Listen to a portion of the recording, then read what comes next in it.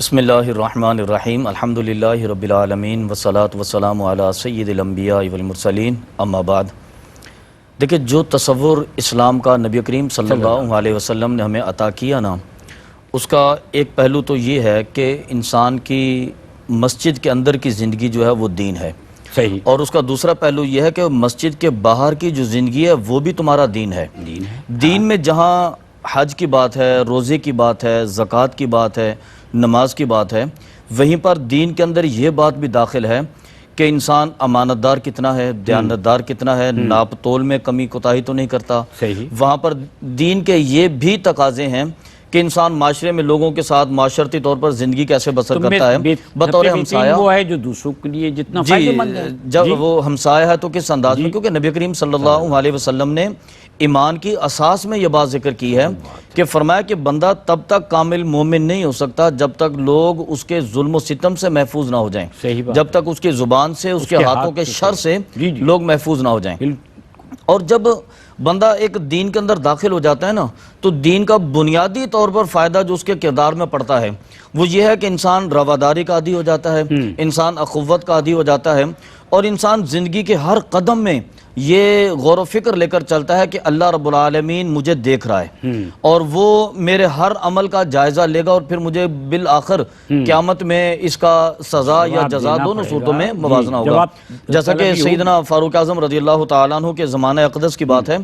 کہ ایک مرتبہ ان کی چونکہ عادت تھی، وہ رات کو گشت فرماتے تھے لوگوں کے احوال پر جائزہ لینے کے لیے۔ ایک مرتبہ فجر کی نماز سے پہلے گلی سے گزرتے ہوئے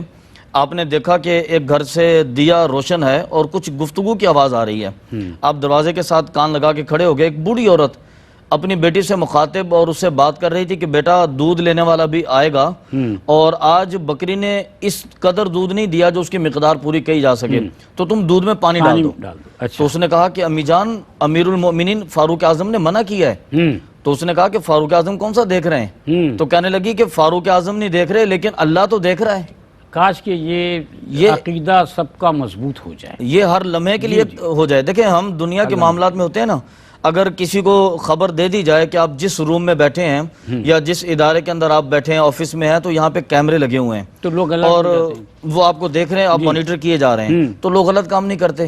لوگ کم چوری نہیں کرتے، لوگ کرپشن نہیں کرتے۔ کیوں؟ اس لیے کہ کوئی ہماری عیبوں سے آگاہی حاصل کر رہا ہے۔ تو اگر انسان کے اندر یہ شعور اجاگر ہو جائے کہ اللہ رب العالمین جل جلالہ کا ایک کیمرہ ہم پر ہر وقت فوکس ہے، صحیح، اور اللہ رب العالمین جل جلالہ ہمارے چھوٹے سے چھوٹے عمل پر بھی آگاہ ہے اور بڑی سے بڑی برائی پر بھی آگاہ ہے، اور کل بروز قیامت اللہ رب العالمین جل جلالہ کی بارگاہ میں اس کا جواب دینا پڑے گا، تب یقین کریں کہ نظام کائنات میں کس قدر درستگی آ جائے۔ یہی انسان اگر یہ سوچ لے کر مارکیٹ کے اندر چلا جائے تو ہماری معیشت کتنی مضبوط ہو جائے، ہمارا کاروبار کس قدر بہتر ہو جائے، امانت داری ہمارے اندر آ جائے، مارکیٹ کے اندر، بزنس کے اندر کمال۔ نبی کریم صلی اللہ علیہ وسلم کی ایک حدیث مبارکہ ہے نا، حضور بازار میں تشریف لے گئے تو ایک تاجر گندم بیچ رہا تھا، تو نبی کریم صلی اللہ علیہ وسلم نے اس کے اناج کو کھنگالا اور اندر سے کچھ دانے نکالے تو وہ گیلے تھے، ذرا نم تھے۔ تو آقا علیہ الصلوۃ والسلام نے دیکھا کہ اوپر کے اناج کے دانے جو تھے وہ ذرا خشک تھے۔